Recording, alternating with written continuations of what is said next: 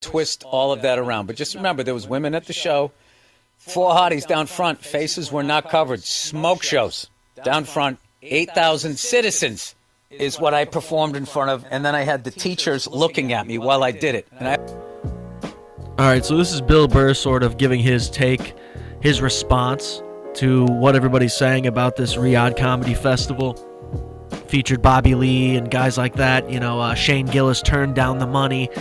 I think Tim Dillon turned down the money, or Tim Dillon went. I'm not sure. All I know is people are giving a lot of guff for this particular thing. I don't really know what to think about it. I watch the UFC, and I know that there's a lot of events that take place in a lot of places.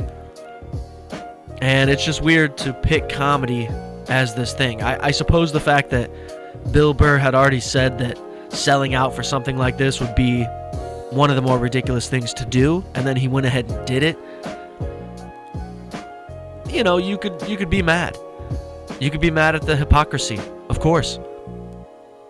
But what's the difference between going over there and, these comedians that are hanging out with billionaires?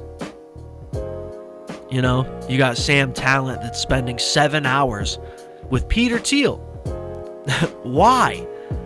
Hey, why though? That's the only thing that I ask. Why?